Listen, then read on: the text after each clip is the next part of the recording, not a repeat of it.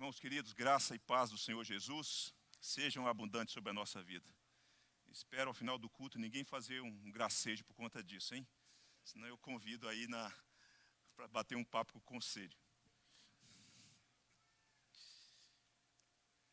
Irmãos, esse mês de fevereiro nós estamos compartilhando com a igreja sobre a doutrina do arrependimento.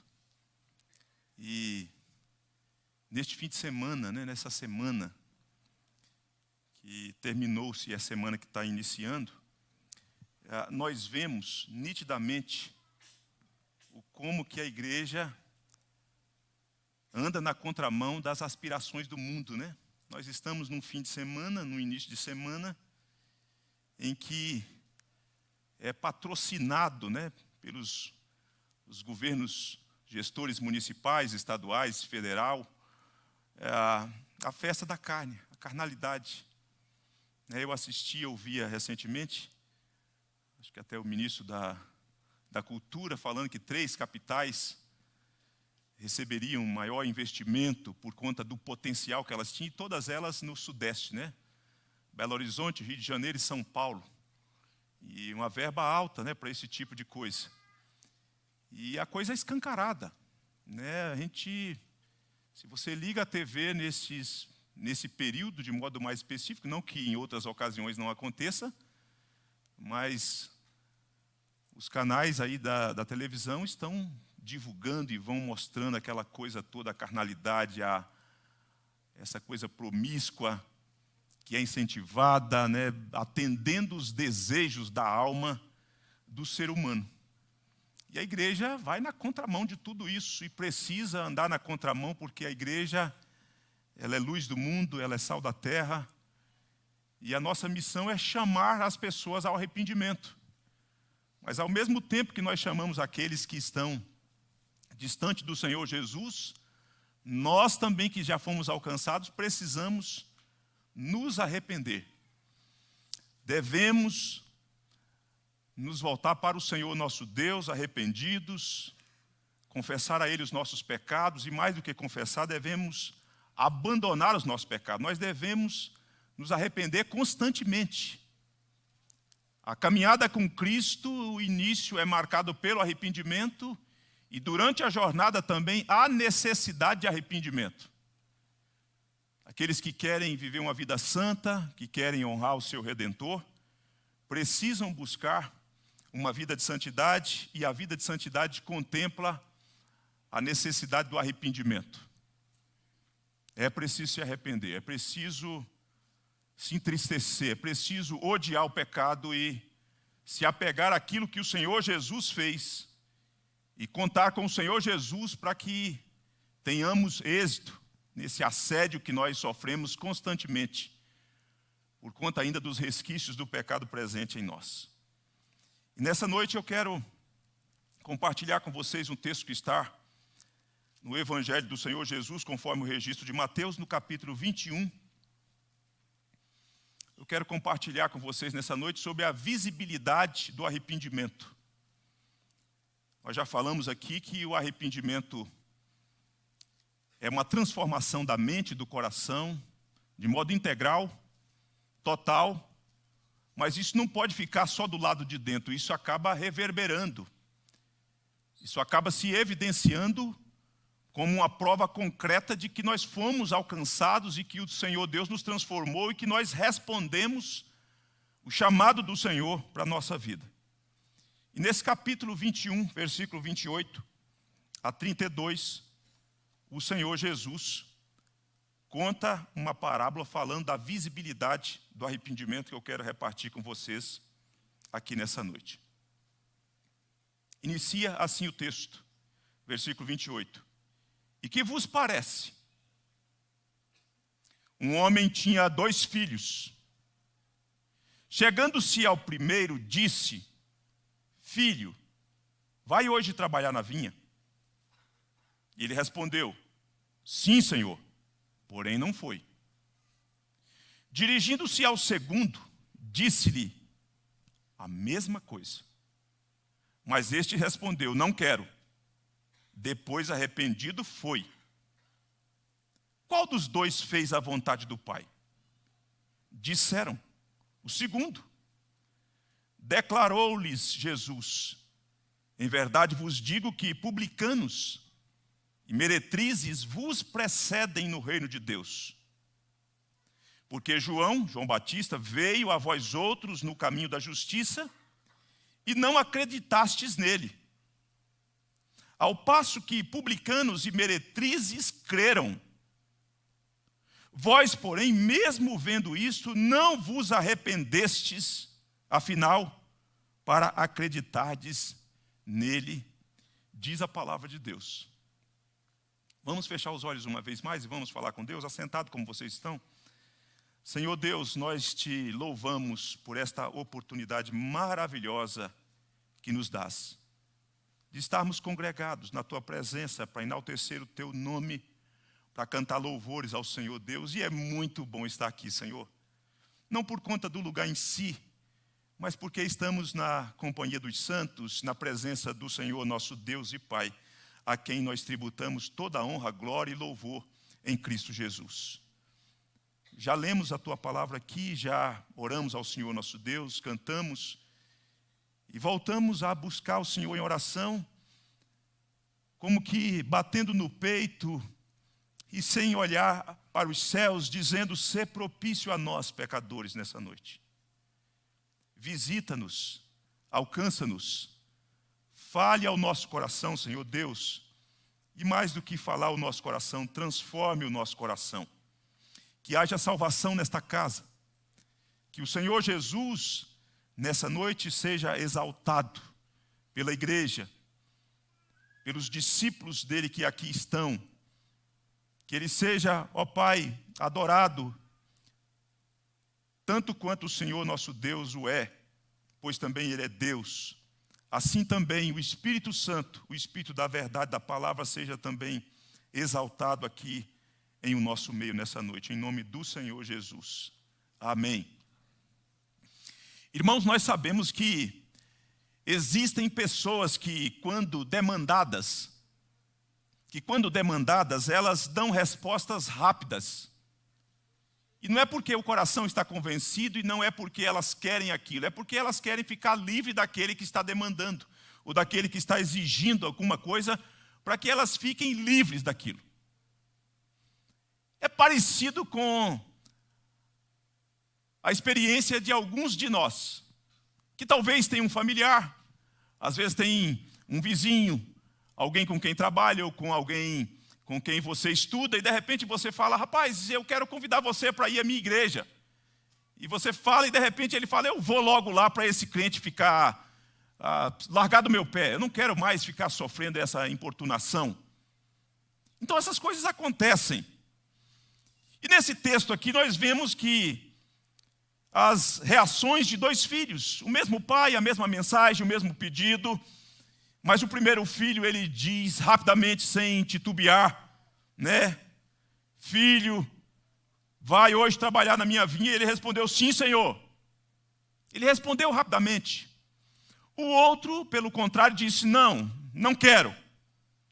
Então são dois filhos, o mesmo pai, uma mesma mensagem, o mesmo pedido, uma mesma instrução, uma mesma tarefa, mas reações diferentes. Reações diferentes. Eu estou certo que, dentre a multidão que aqui se encontra nessa noite, nesse auditório, há pessoas que vão reagir diferente à mensagem que está sendo lida e que está sendo exposta. E talvez já no início, há corações empedernidos, insensíveis, que já estão assumindo uma postura dizendo: eu não quero, eu não posso, eu não desejo, eu sei que para isso minha vida vai ser alterada, e eu gosto mesmo é de viver desse jeito. E outros, quem sabe, já estão aqui adentraram com o coração endurecido, já estão fazendo um outro movimento, dizendo: eu preciso dar esse passo, eu preciso dessa mudança. E esse texto que eu compartilho com vocês, portanto, ele enfatiza isso. Fica claro que o propósito da parábola contada pelo Senhor Jesus é ensinar sobre a necessidade do arrependimento. E nós temos falado sobre isso. Já falamos e continuaremos a fazê-lo durante os próximos domingos e no dia de hoje. E aqui o Senhor Jesus destaca isso, ressalta que é necessário arrependimento e adverte aquelas pessoas quanto a essa situação.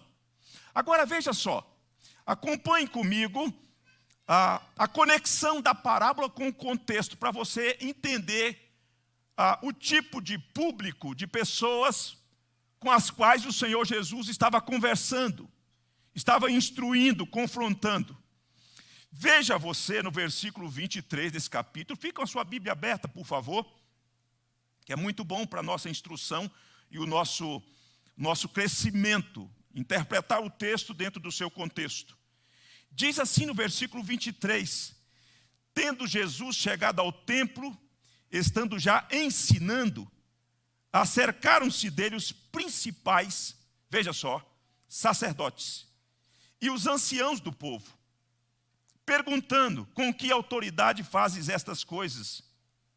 E quem te deu essa autoridade? Então veja que público com o qual o Senhor Jesus está interagindo, em que ambiente? Um ambiente religioso, um ambiente sagrado, onde as pessoas manuseavam as escrituras, onde elas compareciam para prestar culto a Deus, oferecer os seus sacrifícios, orar ao Senhor Deus, cantar louvores a Deus.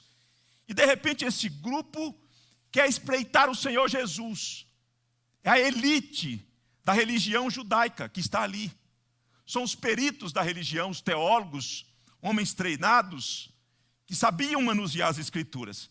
Agora veja o versículo 25, ou 45, melhor dizendo. Os principais sacerdotes e os fariseus, ouvindo estas parábolas, entenderam que era a respeito deles que Jesus falava. Então nós vemos aqui que Jesus está pregando para os religiosos, está sendo direto para os religiosos, mas o que nós vemos aqui, e eles acolheram aqui a palavra de Deus, é que eles são ouvintes, eles são hipócritas. Eles são hipócritas. E o hipócrita, irmãos, ele é aquele ator religioso que está no palco e a sua vestimenta, embora tantas vezes impressione as pessoas, é uma vestimenta da falsidade. Aquilo que elas fazem, aquilo que elas encenam, faz parte de um teatro, falando de moralidade, falando de santidade, falando de vida piedosa, falando de humildade, de vida reta, de um tantão de coisa, mas o coração está podre. O coração é obscuro, é um labirinto de sujidade. Então é um teatro, é uma cena. É uma cena. Digo assim porque a hipocrisia, ela é a falsificação da santidade, diz o puritano Thomas Watson. Eu vou repetir o que ele disse. Ele diz, a hipocrisia é a falsificação da santidade.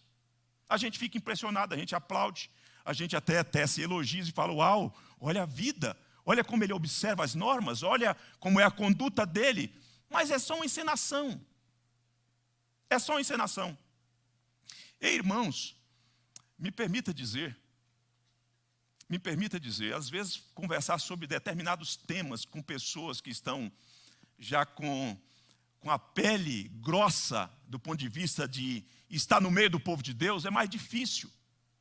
Porque ela aprendeu todos os trejeitos, toda a linguagem, todas as justificativas, ela conhece os meandros da religião, ela domina a questão da doutrina, da teologia, ela intelectualmente ela é bem instruída. Então quando você fala sobre determinados temas, ela acha que aquilo não é para ela mais, que talvez seja para o outro, que talvez seja para aquelas pessoas que compraram os seus abadás e foram para algum estado da nossa federação para este feriado. Aí você diz, pastor, bem que fulano, até meu vizinho, fiquei sabendo que ele foi, ele me disse, eu vi no Instagram dele, ele postando que estava indo, ele precisava ouvir isso. E aí você acaba se blindando e acha, não é comigo. Aquelas pessoas achavam que a mensagem do arrependimento não era para elas, que elas não precisavam, porque afinal de contas elas cumpriam com os protocolos religiosos. Elas estavam acostumadas a fazer isso semanalmente, mensalmente, o ano inteiro. Entretanto, nada daquilo era reflexo de um coração rendido, de um coração transformado, de um coração que de fato aprendeu a obedecer e a amar o Senhor Deus. E essas pessoas, como nós vimos, porque existe a clareza na mensagem, elas entenderam. Elas entenderam. Nós vimos o texto dizendo aqui que entenderam que era a respeito deles que Jesus falava. Não era uma mensagem para o outro que estava à margem, é com vocês que eu estou falando. E elas entenderam. Os ouvintes entenderam a mensagem do Senhor Jesus. Você está entendendo a mensagem nessa noite? Ou quem sabe você olha para alguém que está do seu lado e fala assim, é para ele. Ou quem sabe é a esposa que olha para o marido e fala assim, hoje ele veio no dia certo. Louvado seja Deus, que bom que ele veio, porque ele estava precisando ouvir. Eu tive vontade de dizer isso para ele essa semana, mas com medo de que as bases relacionais fossem estremecidas, eu me acovardei. Ou quem sabe você está do lado de um familiar, de alguém que não seja um familiar do ponto de vista biológico, mas da família da fé que você conhece, e você percebe alguns traços, e você, hoje o Espírito Santo de Deus vai catá-lo aqui no meio de nós. Não é com você que o Senhor está dizendo. O Senhor está dizendo, está falando comigo. Porque é muito possível, a possibilidade da gente colocar um roupão, uma vestimenta de hipocrisia, de uma moralidade oca, sem o eco do Evangelho, é muito grande, irmãos. E nós precisamos nos acautelar. Nós precisamos, nessa noite, baixar a guarda, desarmar-nos e dizer, Deus, fale comigo. Toque onde é preciso ser tocado. Altere as minhas disposições. Mude a minha mente. Eu não quero ficar olhando para o alheio, dizendo é para ele, é para ela, é para Beltrano, Cicano. Não, eu quero que o Senhor me alcance no meio da multidão e me fale, me transforme. Eu preciso de arrependimento. Nessa noite, eu quero considerar 3 verdades de modo rápido com vocês aqui. Primeiro, a visibilidade do arrependimento vai além de palavras vazias. É o primeiro ponto que eu quero considerar com vocês, é que a visibilidade do arrependimento vai além de palavras vazias. Veja vocês, eu repito, e convido você a me acompanhar no ensino do Senhor Jesus. E que vos parece, versículo 28. Um homem tinha 2 filhos. Chegando-se ao primeiro, disse, filho, vai hoje trabalhar na vinha? E ele respondeu, sim, Senhor, porém, não foi. Não foi. Palavras vazias. Meus irmãos, na nossa religiosidade, dentro daquilo que a gente vai construindo, que dá visibilidade às pessoas, e nós gostamos de impressionar as pessoas, porque se nós de alguma forma impressionamos as pessoas, é possível que a gente seja aplaudido pelas pessoas, tem algum tipo de reconhecimento das pessoas. Daí a gente vai ficando perito em verbalizar ideias, em dar respostas, em dizer prontamente um sim, a partir dos lábios, verbalizando, mas o coração já tomou a decisão, o coração está dizendo, não, eu não quero. E o nosso problema é que nós pensamos o seguinte, se nós estamos impressionando as pessoas, a liderança, meus pais, ou em qualquer que seja o ambiente diante das pessoas com as quais nós convivemos, nós pensamos que Deus se permite ser tapeado pelas nossas palavras. Nós pensamos que Deus fica impressionado com a nossa articulação, com a nossa capacidade de elaborar frases bonitas, bem arranjadas, poéticas teologicamente, e compartilhar com as pessoas, mas aquilo não tem nada a ver com a vida. As disposições do nosso coração são outras, pendem para um outro lado, para uma outra pessoa e não para a pessoa de Deus. Não para a pessoa de Deus. Portanto, meus irmãos, boa intenção não basta. Palavras elaboradas não resolvem. Chega de discursos sem obras, chega de teoria sem prática. Fale uma coisa, mas faça também para comprovar o que você está fazendo. precisamos nos arrepender. Do coração, daqui de dentro, das vísceras do nosso ser, da nossa alma. Pois só assim nós seremos acolhidos e experimentaremos de fato o perdão que Deus quer nos dar, no perdão que Deus pode nos dar. Então pare de ficar se vangloriando que você conhece muita teologia, que você conhece muita doutrina, mas a sua vida está uma porcaria. A sua vida não consegue se harmonizar com o caráter daquele de quem você fala, é a quem você professa. Está na hora de mudança. Está na hora de mudança. Porque se não houver mudança, qual a diferença entre nós para com aqueles que foram para a folia ou que estão na folia? A diferença é que nós talvez não vamos sair com o odor da cerveja, do muito cigarro, daquela coisa toda, que aquilo fede, né? Vocês sabem que aquilo fede, né? Aquilo fede, é um negócio assim que, né, é igual CC. Né? Aquilo vai, é fumaça, é bebida, é xixi. E tantas outras coisas que vocês não sabem de ir lá, mas veem na televisão como é que a cidade fica, ou as cidades ficam. Então está na hora da gente parar com isso. Está na hora de você parar com isso. Deixa eu dizer uma coisa, eu ouço com uma certa regularidade, eu ouço bastante. Ouço bastante. Situações que ocorrem entre nós, especialmente nas relações interpessoais entre casais. O que é que eu ouço? Eu ouço às vezes a esposa chegando mais por parte da esposa, mas isso também acontece por parte do marido às vezes. A esposa falando assim, pastor, porque hoje tem um modismo, né, que os meninos no dia de casamento escrevem lá, né? Eu tomei uma decisão logo no início aqui, vocês se lembram, né? Eu falei assim, olha, eu não tenho problema nenhum com vocês elaborar esse texto bonito, poético, as pessoas ficam emocionadas, os familiares, né? Olha, que legal, como é que eles se conheceram? Mas eu vou cumprir com a solenidade, eu vou perguntar a vocês depois.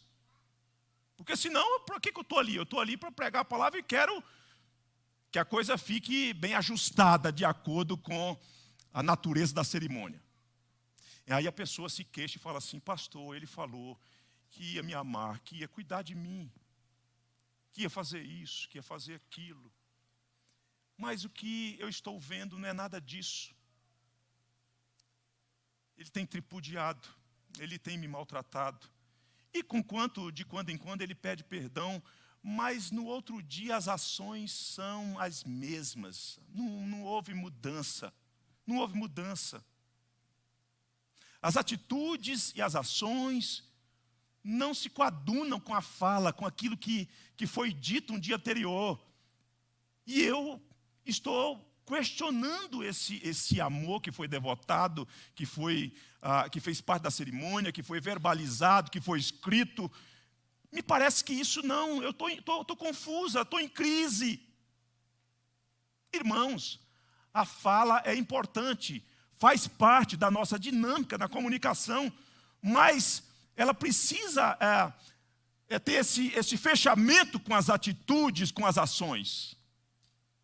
Não adianta você atingir o seu cônjuge com palavras, oprimir o seu cônjuge, agredir, tripudiar, humilhar, e depois pedir desculpa, porque alguns nem pedem perdão, não pedem desculpa. E no outro dia não se vê nenhuma mudança. Isso são palavras ocas, vazias. É alguma coisa nesse sentido. Eu vou fazer, mas não faz o que tem que fazer. Eu prometo viver desse jeito, mas não se vive do jeito que está dizendo que vai viver. Então o Senhor Jesus vem e conta essa parábola para mostrar que o amor, ele é visto por intermédio de atos concretos e não de palavras abstratas. Nisso também tem a ver com arrependimento. Um marido que se arrepende de fato, como ele está conduzindo a sua vida, como ele está dirigindo a sua casa, como ele está cuidando dos seus filhos, e a mulher da mesma forma, e os filhos na relação com seus pais, é preciso que essas coisas ganhem um campo concreto, musculatura, tendões, ossos, para que o outro veja e diz, não são só palavras. Eu estou vendo. Isso é arrependimento. Isso é arrependimento. Agora, em segundo lugar, a visibilidade do arrependimento é comprovado pelo fruto. É comprovado pelo fruto. Então vejam o que vem depois no versículo de número 30 e 31. Diz assim o texto: dirigindo-se ao segundo, disse-lhe a mesma coisa. Não mudou a mensagem. A mesma coisa. Mas este respondeu: não quero. Depois, arrependido, foi. Qual dos dois fez a vontade do Pai? Disseram. Quem são as pessoas que estão respondendo? São os líderes, os sacerdotes, os escribas, os anciãos do povo. É a nata da religião judaica que está respondendo. Ele não tem como errar, qualquer um seria capaz de dar a resposta. Declarou-lhe Jesus: em verdade vos digo que publicanos e meretrizes, isso aqui é para chocar, irmãos. Isso aqui é para chocar. Vos precedem no reino de Deus.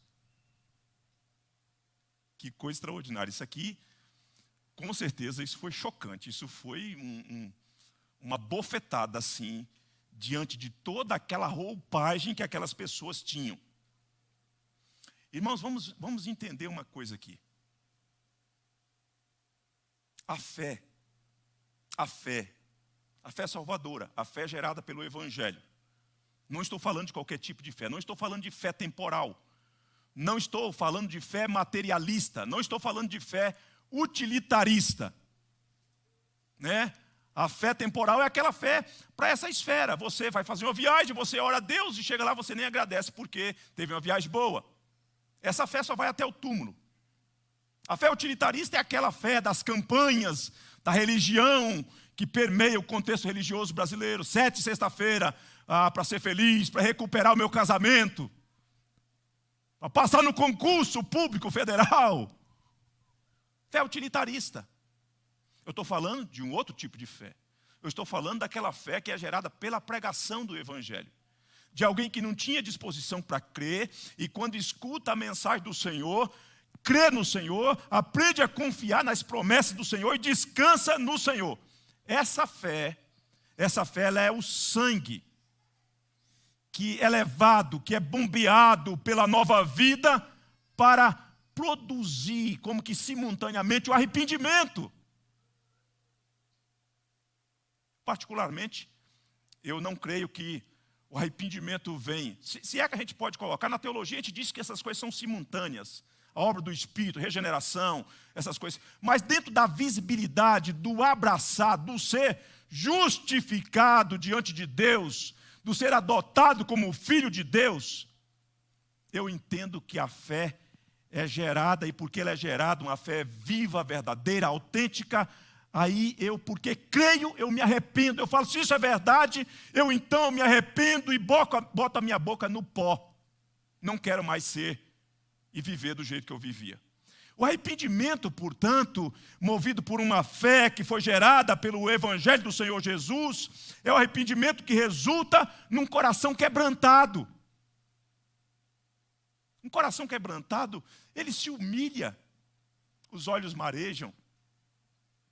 A gente balbucia diante de Deus palavras de confissão, falando: Deus, eu me envergonho, Senhor Deus, me perdoa, Senhor Deus, não era assim que era para eu viver, não era esse tipo de conduta que era para eu adotar. Esse tipo de coração é um coração quebrantado que, a princípio, não tinha essa mesma disposição, que é o que acontece com o segundo filho. O primeiro diz instantaneamente: irei, e depois não foi. O outro diz: não quero ir, e de repente o texto diz: arrependido foi. Por quê? Porque alguma coisa aqui dentro foi alterado. O coração foi mudado. Foi transformado. E agora ele entende, porque ele está ouvindo a voz do pai. E o pai tem autoridade. Se o pai está dizendo para o filho que é para fazer, o que resta ao filho é obedecer e fazer o que o pai está pedindo. Então ele, movido diante da autoridade de quem é o pai, da honra do pai, da grandeza do pai, como eu me furtaria, como eu recuaria, como eu diria não para o meu pai. Então ele, arrependido foi. Ele, arrependido foi. O fruto do arrependimento, portanto, ele dá essa visibilidade concreta de que houve mudança no coração. Houve mudança no coração. Agora, aquele coração que era um coração endurecido, ele se rende diante da autoridade daquele que está dando uma ordem para um serviço, para uma tarefa. Ele se curva e ele se humilha. Irmãos, me permita pontuar uma coisa sobre esse aspecto, elemento da autoridade. Há pessoas no meio da igreja que, se você pergunta sobre a doutrina da Escritura, sobre os atributos da Escritura, elas conseguem falar com muita maestria sobre a inspiração da Escritura, sobre a inerrância da Escritura, sobre a clareza da Escritura, sobre a coerência da Escritura, e ela vai envolvendo em você, uau, conquanto ela saiba definir, ela, entretanto, vive distante da autoridade da Escritura. E às vezes você pega um capial lá no grotão, ele não sabe definir a doutrina da Escritura, mas ele sabe andar de acordo com a doutrina da autoridade da Escritura. O que Deus fala, ele leva a sério, ele acata, ele acolhe como palavra de Deus. Então não basta você saber definir as doutrinas se você não se curva diante da autoridade da Escritura. Não basta você falar a suficiência da Escritura. Não basta você se gabar que a Escritura tem autoridade sobre isso, sobre aquilo, se no dia a dia você não se submete. Se você no dia a dia é mais regido pela voz da cultura do que pela voz da Escritura. Não adianta. Quem está entendendo aqui? Aleluia! Glória a Deus. Então nós vemos aqui, irmãos, a visibilidade do arrependimento é comprovada pelo fruto, pela mudança. Em terceiro lugar, a visibilidade do arrependimento é encontrada na vida do improvável. A visibilidade do arrependimento é encontrada na vida do improvável. Você acha como que essas pessoas olhavam para essas categorias de pessoas que o Senhor Jesus está dizendo assim, olha, os publicanos, as meretrizes, as mulheres das esquinas, né, dos bordéis, elas estão precedendo vocês. Vocês estão ficando do lado de fora, na verdade. Sabe por quê? Porque a religiosidade de vocês, que vocês acham que a religiosidade é que dá segurança para essa vida medíocre de vocês. Homens da lei, homens das normas, homens disso pode, isso não pode, homens que rotulam os outros, mas não vivem de acordo com aquilo que eles apregoam sendo verdade. Não adianta. Aí sabe quem é que vem e passa na frente da fila? Aqueles que estão à margem. Os imorais, os mentirosos, os corruptos, e tantas outros adjetivos que à luz da Bíblia nós poderíamos falar. Por quê? Porque quando ouviram, entenderam a condição na qual elas estavam e falaram, não, eu preciso disso. Eu não posso adiar mais, eu não posso protelar mais. Então você vê nitidamente que na parábola do Senhor Jesus, o papel da pregação nos lábios do Senhor Jesus, fazendo um elo também com o profeta da antiga aliança, que quis dar início à nova aliança, João Batista. Jesus está falando, como que trazendo a memória dessas pessoas, dizendo, vocês se lembram? A montoeira de gente que ia ao Jordão para ouvir, no deserto ouvindo o profeta João Batista, pregando de modo severo, de modo duro, sem negociar nada, convocando as pessoas ao arrependimento. O que aconteceu com os religiosos? Eles acharam, não, isso não é para nós não precisamos disso. Ao passo que as outras pessoas que viram a sua feiura por meio da pregação do profeta, disseram e se curvaram, nós precisamos disso. Então, o papel da pregação, ela vem para informar os religiosos e também os imorais. Os religiosos precisam se converter. Deixa eu te dizer, você é filho de presbiteriano, ou talvez estando aqui, filho de batista, ou de assembleano, seja lá o que for, você precisa nascer de novo. Você está pensando que a carteirinha de membro do seu pai confere você a entrada no reino de Deus? Não! É um privilégio ser filho de crente, com certeza que é. Mas você precisa se arrepender. Ou você, já um crente cascudo, né, que até falta contabilizar, só falta trazer uma carteirinha e pedir o conselho. Pastor, eu já estou nessa igreja há 40 anos. E daí? A gente reconhece os valores de ser um tipo de coluna, de pilar, mas você precisa se arrepender também. Ah, pastor, eu estava aqui quando lançaram a pedra fundamental. Como está a sua vida? Como está a sua vida? Como está a sua família? Como você tem se conduzido à luz da Bíblia? Você precisa se arrepender dos seus pecados enquanto há tempo, meu querido irmão. Se você quiser mensagem para afagar o seu ego, vai ouvir. Amanhã deve aparecer alguma mensagem aí, né? Você é uma pessoa boa. Vai lá que você encontra. Mas você vai para o inferno com essa massagenzinha do seu ego. É como eu ouvi o pregador ontem falando para a nossa juventude. Você não precisa de que seu ego seja massageado para ele crescer, porque você já nasce com um ego grande. Ele precisa ser, exprimido pelo Evangelho. Para você dizer como João Batista, importa que ele cresça e eu diminua. Não é, Brasil? A mensagem era para ambos os filhos. Foi dirigida a ambos. A mensagem era clara, a mensagem era direta. Mas eles estão endurecidos. E aí os improváveis é que estão recebendo.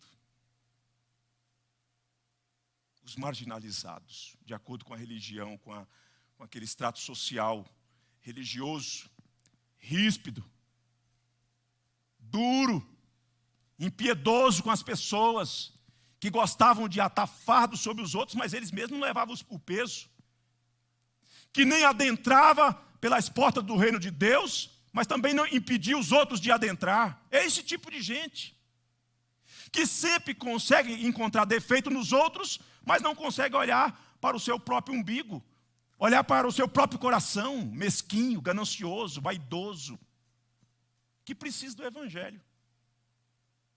Quem está entrando? As meretrizes. Quem é que na nossa sociedade hoje seria um tipo de gente assim que a gente olharia e falava assim, mas não é possível, não é possível. Tem alguém? É esse tipo de gente que você pensou aí. Você não, talvez não verbalizou, mas você tem uma caricatura. Nós temos a caricatura. Eu tenho, mas que é isso? Aí é demais. Mas é esse tipo de gente que quando ouve o Evangelho, quando se arrepende, quando crê, que entra e você fica para trás. Porque você acha que não precisa se arrepender. Você acha que essa indiferença com a qual você deixa ela se materializar no que diz respeito ao Evangelho, à Igreja de Deus, ao Senhor Jesus, à causa do Senhor Jesus, você acha que você não tem que se arrepender disso. Tem que se arrepender da sua frieza. Tem que se arrepender da sua frieza. O Senhor Jesus foi convidado uma vez para tomar uma refeição na casa de um fariseu chamado Simão. E o Senhor Jesus chegou e Simão não cumpriu com o protocolo. Não lavou os pés do Senhor Jesus, não ungiu a cabeça do Senhor Jesus e não deu beijo no Senhor Jesus. De repente, quando o Senhor Jesus se assenta para tomar a refeição, vem uma mulher por detrás do Senhor Jesus. E ela banhou os pés do Senhor Jesus com lágrimas. E ela enxugava os pés do Senhor Jesus com os seus cabelos. E ela beijava os pés do Senhor Jesus. E de repente aquele homem religioso, com a sua capa de moralidade, da hipocrisia encenando em toda a sua vida, diante da sua família, com o coração podre, porque não reconhecia que precisava da graça de Deus, ele disse em seu coração, se ele soubesse quem é essa mulher, se ele soubesse. De repente o Senhor Jesus, que conhece os intentos do coração, os desígnios do coração, o Senhor Jesus assim diz para ele, conta uma parábola para ele sobre um credor que tinha 2 devedores, e diz assim o Senhor Jesus, um lhe devia 500 denários e o outro 50. Quem é mais grato? Chegou para ele, disse para ele. E ele, quem devia mais? Pois é a sua compreensão de que você deve menos é que deixa você desse jeito. Já essa mulher que tem um currículo duvidoso, que é difamada na sociedade, talvez por conta da vida que ela leva, entretanto, ela está arrependida.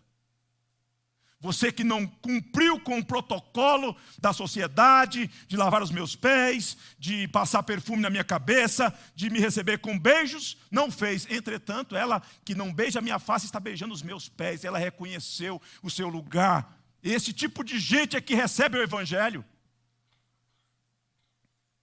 É a visibilidade concreta do Evangelho. Às vezes a gente não se rende, porque a gente olha assim e fala, mas isso não é tão grave. Esse negócio que eu fiz não é tão grave. Essa coisa que eu falei não é tão grave. Aliás, ninguém nem viu. Ninguém nem viu. A minha mulher não viu, meus filhos não viram. Ninguém sabe do que eu pensei, do que eu fiz, como que eu agi. Aí você minimiza. Isso é pequeno demais. Aí o Senhor está falando, não, você não entendeu, você precisa se arrepender. Você precisa se arrepender. Porque se você não se arrepende, mesmo estando na companhia dos santos, mesmo estando o tempo todo sendo exposto ao Evangelho, ao santo Evangelho do Senhor Jesus, você corre o risco de se tornar uma pessoa insensível, endurecida, cascuda. Não se emociona mais, não chora mais, não se arrepende mais, não recorre mais ao trono da graça para suplicar perdão àquele que tem para dar e àquele que pode dar. Eu quero terminar, porque esse ano eu tenho uma meta diante de Deus, é um negócio meu e de Deus. Depois eu conto para o conselho. Com qual dos 2 filhos você se assemelha nessa noite? Você é aquele que pronuncia rapidamente, eu vou fazer. Hoje eu tomo uma decisão, aqui e vai acontecer. E depois você não faz nada? Ou quem sabe você chegou armado no início do culto e no decorrer da exposição, mas agora você está pensando, não, eu preciso fazer. Com qual dos filhos você se assemelha ou se identifica? Irmãos, imagine uma floresta. Imagine uma floresta. Uma floresta em chama. Uma floresta em chama. O arrependimento adiado, que você vai protelando, vai deixando para amanhã, pensando que não é com você, é como uma floresta em chama. Você olha, você tem uma responsabilidade para agir, você deve empreender uma ação, mas você, mesmo olhando e percebendo que tudo aquilo vai ser destruído, mas mesmo assim você resolve adiar. Não, amanhã eu dou a minha contribuição. Amanhã eu empreenderei uma ação. E toda a fauna está sujeita a ser destruído por aqueles que foram omissos em fazer alguma coisa que podia ser feito diante daquilo que eles sabiam e eles viram com seus próprios olhos. O arrependimento, o adiar o arrependimento é como uma floresta em chama. Você adia e você não tem a noção de que você está correndo perigo, que é um risco muito grave em você sucumbir, em você tombar e não ter mais tempo para refazer a rota e mudar as coisas para experimentar um tempo maravilhoso de restauração. Não adie. Não adie. A floresta é você mesmo. O que está te consumindo é o pecado. O pecado é uma enfermidade. O pecado é como uma ferida, que quando não tratado, ele vai apodrecendo o lugar e vai ampliando, até necrosar tudo e não ter mais jeito. Não adie. Volte-se para o eterno Senhor e Salvador Jesus Cristo nessa noite. Ele é a solução para nós. Ele tem o remédio que nós precisamos. Jesus Cristo. Se achegue a Deus confiado nos méritos de Jesus. Se arrependa agora e adentre as portas do reino de Deus. E mantenha-se debaixo do abrigo do reino de Deus, seguro, em paz, com a mente sossegada, para o louvor do Senhor nosso Deus e Pai. Eu quero convidar você a orar. É hora de você tomar uma decisão.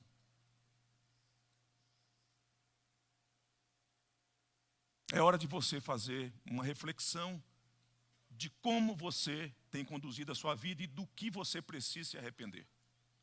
Nós estamos falando de um tema que é muito caro à luz da Escritura: santidade ao Senhor.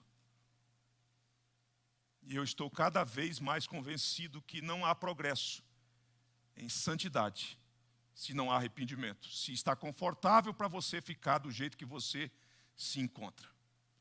Arrependa-se. Não seja como o primeiro filho, seja como o segundo filho.